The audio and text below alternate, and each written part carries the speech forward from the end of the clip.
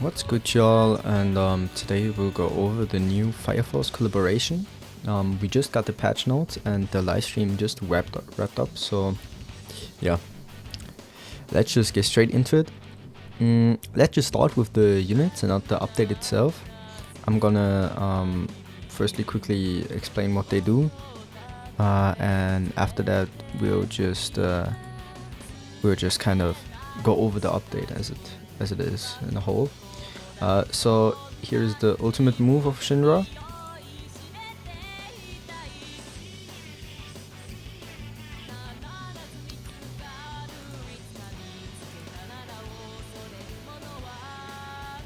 As you can see, it goes light speed.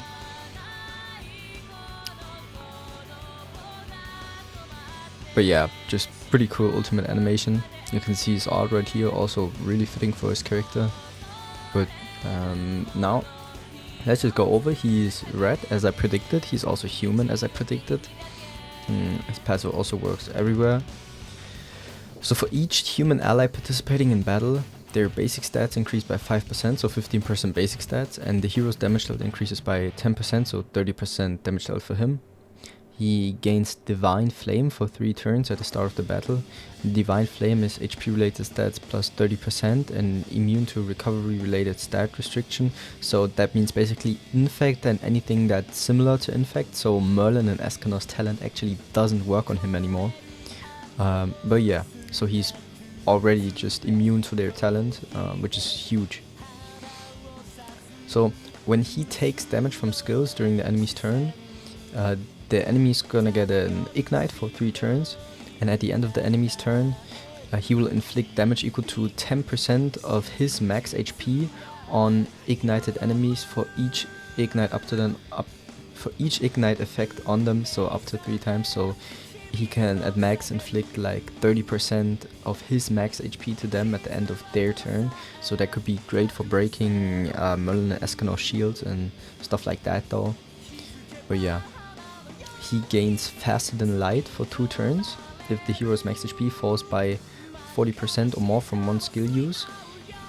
And as you can see, when taking damage from skills during the enemy's turn, applicable allies' damage taken does not exceed 40% of max HP.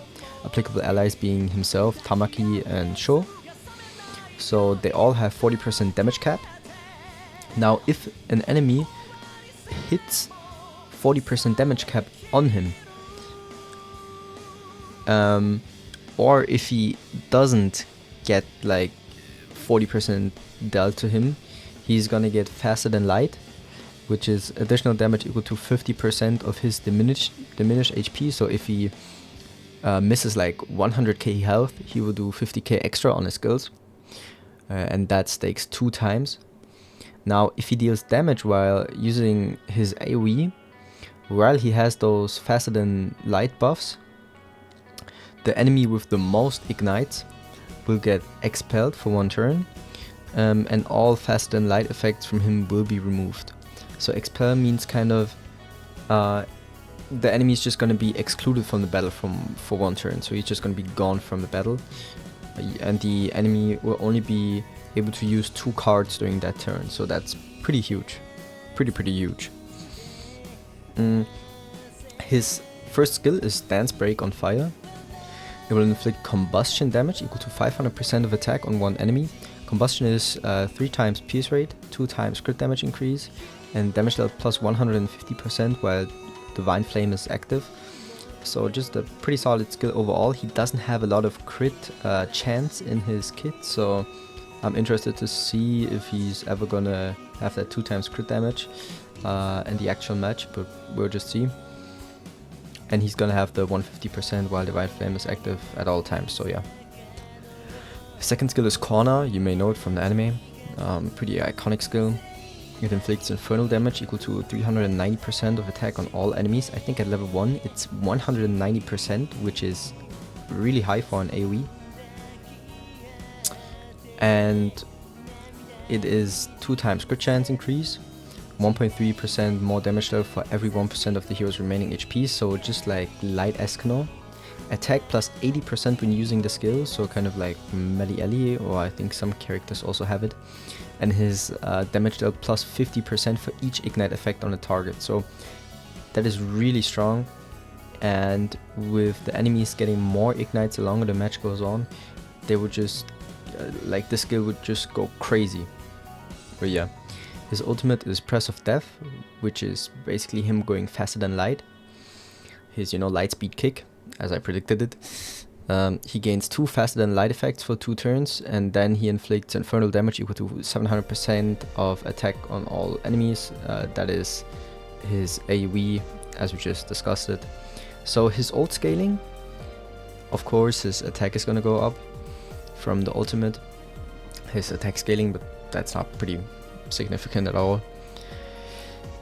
His damage he inflicts for each ignite effect is gonna go from 7% up to 10%, and you're already gonna be at 9% at 3-6. So I think you want to get him 3-6. But let's just go to the other parts that are dupe restricted.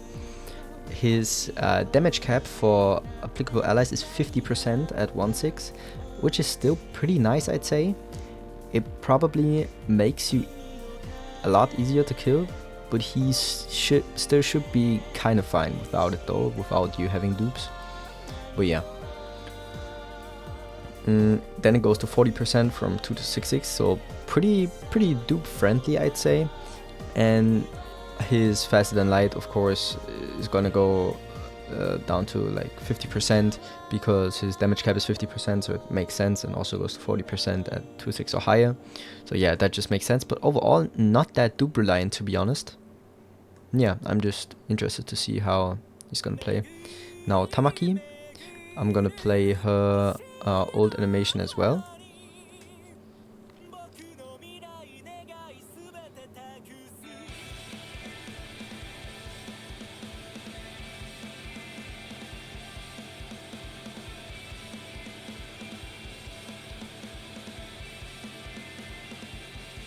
Yep, as you can see, pretty nice.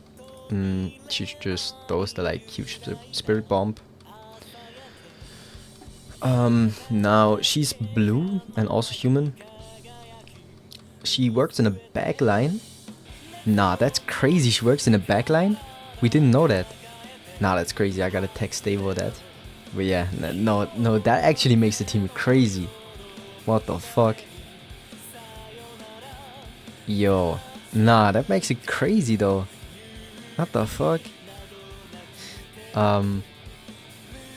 She increases human allies' basic stats by 5%. So 15% basic stats for human allies.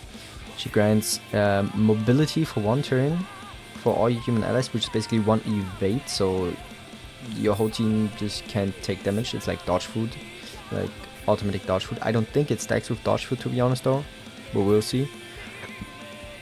Now, if she goes from the backside to the front, she's gonna gain knwo, and that will make her able to remove 1 buff from target if she uses a skill, so just a buff strip of 1 buff, so pretty nice for Hell Retrogression. And she's gonna gain mobility. Mobility is she's gonna gain another evade if she comes in the front, so she's not gonna be easily killable, I think. Yeah, no, that's actually gonna be great though. And if she uses 2 single target attacks, all human allies will gain mobility again for 1 turn, so an evade again. So that's pretty nice, I'd say. Her first skill is remove stances and inflicts pierce damage. I think it's gonna be like that on level 1. I think she's gonna remove stance on level 1, but we'll see. Her second skill is Nekomata Fireball, inflicts heat strike damage equal to 300% of attack on 1 enemy, and then apply 4 ignite effects for 4 turns. We saw in the live stream, those are actually 2 ignite effects on all enemies, so that's pretty insane if you want to use Shinra in like PvE or in like even in PvP. Maybe he could pop off pretty nicely turn 1, but we'll see. So also Her ultimate, Nekomata Falling Star, grants all allies mobility again, so an evade again for 1 turn, then inflicts rune damage, which is kind of crazy. We haven't seen rune damage in like 5 years, I think. But yeah, we're just gonna have that. And I guess that would just be that though, like, yeah. But then she's obviously oh, nah, but that doesn't really matter though. I think that shouldn't really matter though. She's a bit too reliant, I guess, in the fact that you can see her Nekomata buff is blue at 1/6, and from 2 to 6/6 it's gray, so that's her when she comes onto the field, so not really that like impacting. It can be buff stripped in a bad situation by Escanor and Merlin, I guess, though. But yeah, I don't know why they did that. That's just kind of unfortunate, but it doesn't really matter. So now we get to Sho. Sho seems to be the best unit out of them, or maybe like on the same level as Shinra, but I think he's a bit better. But let's just watch his ult animation first. Also looks the best in my opinion.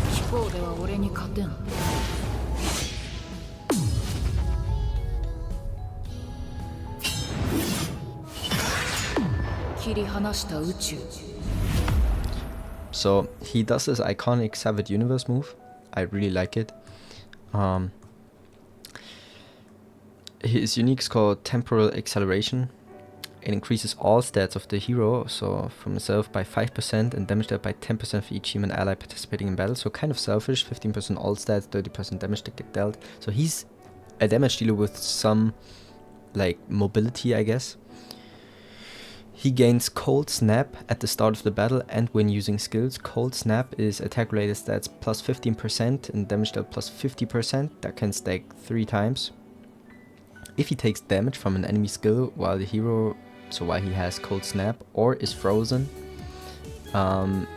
he of course gets Cold Snap at the start of battle, so you will automatically apply it if someone attacks you. They will be afflicted with Frostbite. Frostbite will disable single target attacks. So if any enemy targets you once, and the talent from Escanor does count. So maybe it's actually nice to not run Tamaki. But the talent does count. You could run maybe Darkness frontline and like Sigurd or Eastern backline. Yeah, that could probably work. Yep. But anyway, they would be afflicted with Frostbite, which would disable their single target attacks. So their single target will literally do like no damage since it has no effect on them. And the attack related stats of them will decrease by 20%. And if they get that effect 2 times, he will actually apply freeze to them for a turn, which is pretty crazy. A freeze for 2 turns, so if you don't remove it, that's just crazy. And if an enemy is afflicted with Frostbite, so if he attacks you, the hero removes 1 debuff from himself and recovers HP equal to 25% of max HP, which is obviously great in combination with Shinra. If he has like 3 of the Cold Snap, so the max stacks, all of those will be removed at the end of the ally's turn, and he will become frozen for 2 turns. That's kind of enemy accurate. If you know, if he uses too much attacks, he will get like not overheat, but like kind of the opposite. He will not be able to move any longer. So yeah, it's nice that they implemented that, and it's also not really a detriment to him like it is with Megumin, because if he's frozen, he can only take 1 damage, and he gains another Cold Snap again if the freeze is removed. So he's just great. His kit flows together so well, and he will be broken, guys. Like, don't listen to what Amazing says and what Maruli says. They're literally the perfect counter to Merlin and Escanor. They will just literally destroy them. Trust me. But let's just first look on the dupe levels after that, so maybe he's only gonna destroy them at 6-6, but we'll see. His first skill is Phantom Slash. He inflicts Frost Wave damage equal to 500% of attack on one enemy. Frost Wave is 3 times pierce rate increase and 3 times crit damage increase, and plus 80% attack when using this skill while Cold Snap is active, which is always going to be active. So that skill just does crazy damage if you can get it through. Crazy damage, like if you 3 times crit damage increase plus 3 times pierce rate increase plus 80% attack is stupid. It's just stupid. It's crazy. And his AoE inflicts Frost Current damage equal to 390% of attack on all enemies. Frost Current does 3 times crit chance, so we're always gonna crit with this card. Damage dealt plus 70% for each Cold Snap on the hero. Also crazy. And attack related stats plus 50% when attacking an enemy afflicted with Frostbite or Freeze. So this will also just go crazy. Yeah. His ultimate, Severed Universe, of course, gains 1 Cold Snap, then inflict Frost Wave damage equal to 700% of attack on one enemy, and that's just the... I think they forgot to, like, get the crit damage increase down here, but yeah.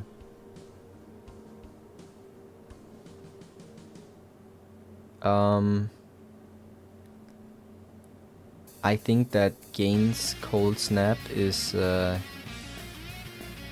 one in the ultimate. If not, that would be horrible for him and he would be useless at 1-6. But I think it's the one in the ultimate. So, of course, ult scaling and the Cold Snap at 2-6 or higher. For his ultimate, his Cold Snap attack related stats go from 10% to 15%.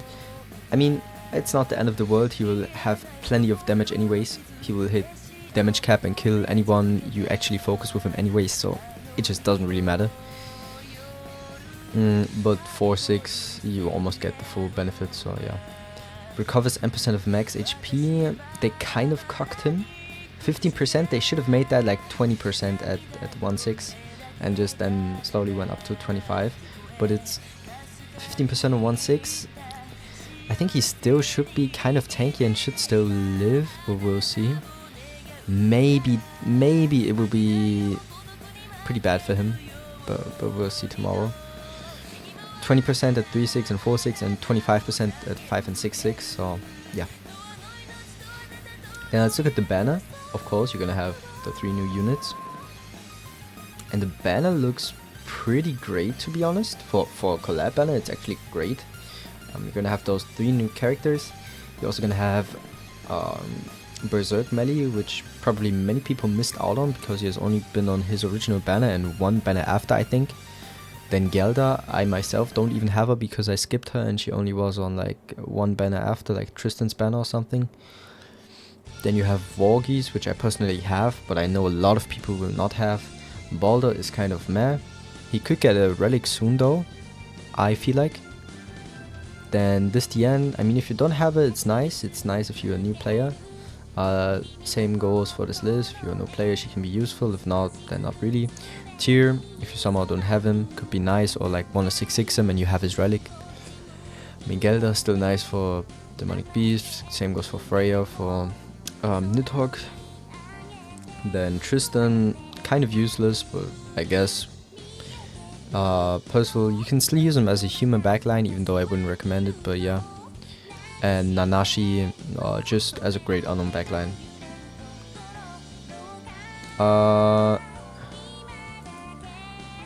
I don't know what is in those boxes, but probably like gear boxes.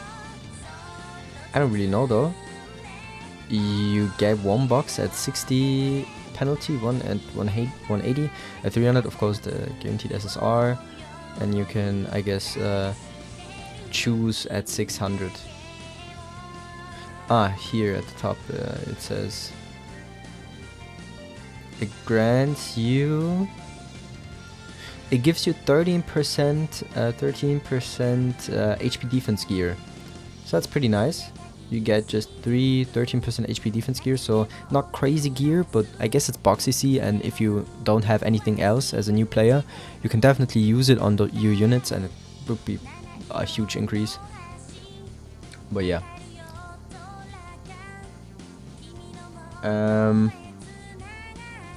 Draw lineup. Ah, that's for the like increased thing. But yeah. So that's like the main info, I guess. We can go on this and just look at the other events. Of course, you can see the 3 units again. You can also exchange them. Pretty nice. Even though you probably want dupes for all of them, except for Tamaki. 2/6 should be like the maximum you will ever need for her. New stages for Hall of Warriors. But yeah. Oh, I forgot their relics. So for Shinra, it is applies Ignite effect on all enemies for 3 turns at the start of the ally's turn. And allies damage taken decreases by 10%, and the hero's attack related stats increase by 6% for each Ignite effect on enemies, so 30% attack related stats and 50% damage reduction for your allies. That's pretty nice. Tamaki in the backline just increases human allies damage dealt by 10% for each Ignite effect, so maximum 5, so 50% damage increase. Pretty good. And Sho gains light speed at the start of the battle. Light speed is pierce rate plus 100%, crit damage plus 70%, which is huge. And he increases human allies basic stats by 5% every time the hero gains cold snap. So 15% basic stats basically at turn 2. Just like the cherry on top. Of course, Tamaki's relic also works backline. I'm gonna quickly show you all the gameplay, because we actually have some gameplay.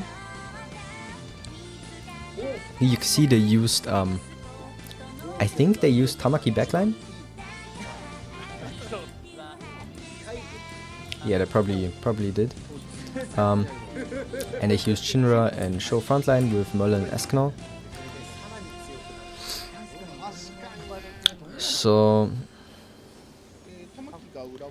as you can see, the Sins team actually went first. I think this should be the dodge. You can look at it again.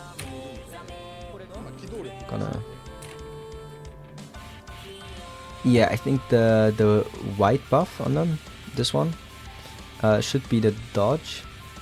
And after they use their talent, it fades. So yeah, that was the dodge Tamaki provides from the backline. They could have used like HP food then, I guess.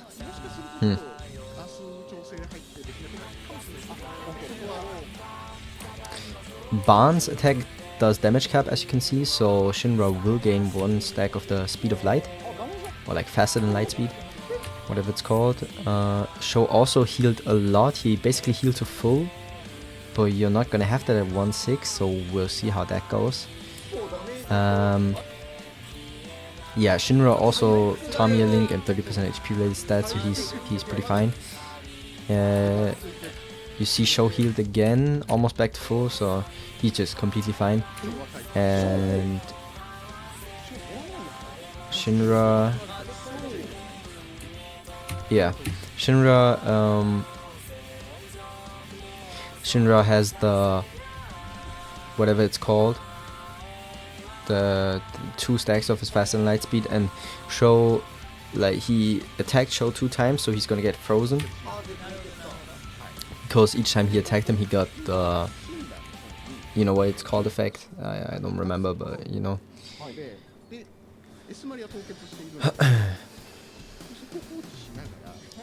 So they're using his attack to break the shield, and it's Merlin Escanor shield, so of course it's not going to do much damage against it. The same goes for this single target. They just used it to break the shield. And the AoE now will do some nice damage on Barn. But because he had the most ignites, you see he had like 2 ignites, Escanor had no because he was frozen, and Gotha had 1, so he had the most. He got expelled, so he's basically away from the battle, and they can only use 2 skills, and Escanor's frozen, so he's pretty much just done. I mean, he can attack disable Shinra, but it doesn't really matter. Because as you can see now, Sho already has 2 of his buffs, so he's almost at max. Now you can also use Merlin Escanor talent, so that removes 1 stack of their Flame of Obliteration. Now the Escanor single target will remove the 2nd stack, so he can actually be killed after the fact. And now you can see the big AoE from Sho. He's gonna be at max stacks from his Cold Snap.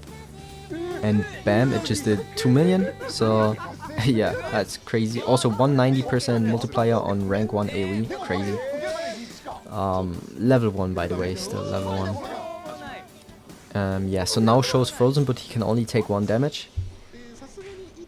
So again, just like that's it. Not really anything the hell could do there. So yeah, that's pretty much the gameplay for that. Now we do have the new warrior hall thing. If you have units True Awakened, but yeah, I mean it isn't really worth it. You get some gems and a Scold outfit. Then bundles. Some events, we're gonna get 70 gems lock-in. 70 gems is pretty nice though. 5 gems per day for 2 weeks. You're also gonna get 10 tickets a day just by logging in, so also great. And so that's overall like 160 gems if you combine it. Pretty nice for the collab. You can also get the costume for Tamaki, her like, what is it, like saint costume. She's like a saint and she can, or like a priest, I don't really know what it's called, but yeah, if you do missions you get one of her costume parts. And you also have like a bingo, I think it is, yeah, I think a bingo, and you can get her weapon and relic from that. Also, oh yeah, event exchange shop, I think that's for the, oh no, yeah, no, that's the thing up here.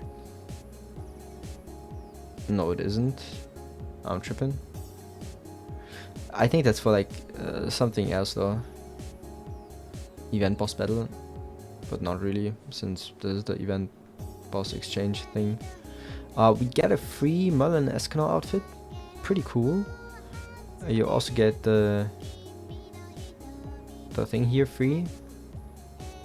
I'm confused though. You get 3. You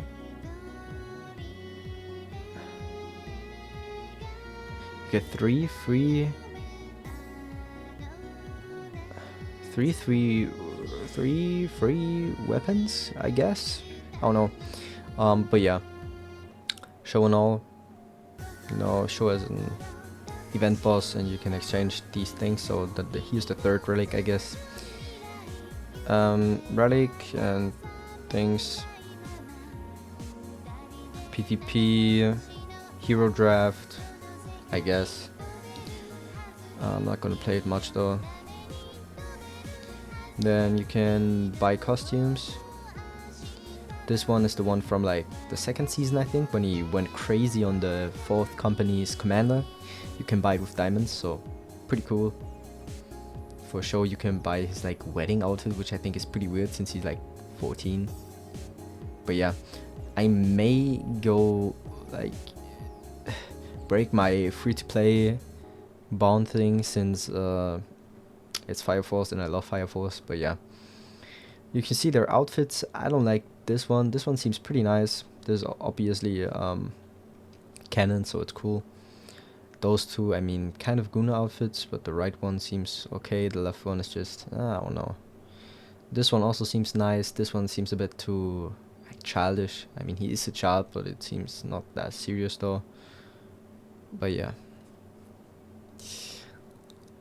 you get those kind of rewards from the diamonds you use. No relic, I guess. Kind of weird. So we only get 3. You don't get a 4th one, but you can get them for free. You can choose all of them for the login, and a new droll outfit. I mean, I was expecting anything but that. A new droll outfit is crazy. In big 2026, a new droll outfit, I guess.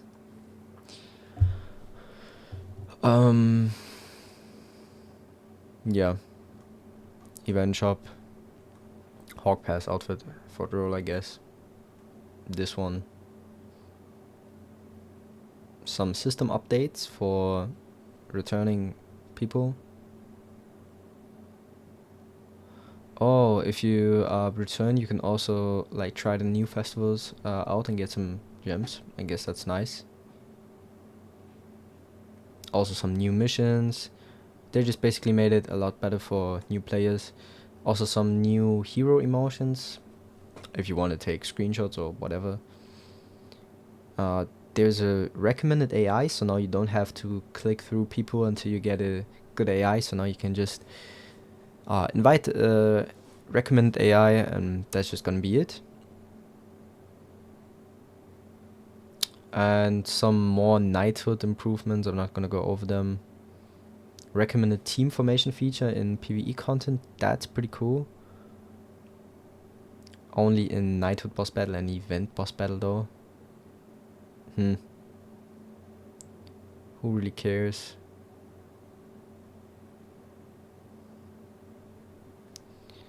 Diamond shop improvements. Dungeon. Some miscellaneous fixes. Yeah. But that's pretty much it. You can trade LR coins for those coins. So if you haven't LR'd Milim for some reason, you can LR now, or haven't LR'd Rimuru and are just coming back to the game, you can trade your normal LR coins for collab LR coins, and yeah. But yeah, I guess that's it. Please like and subscribe if you enjoyed the video. It will help me out a lot. And yeah, I'm gonna see y'all tomorrow for the update. And that's it. Bye bye.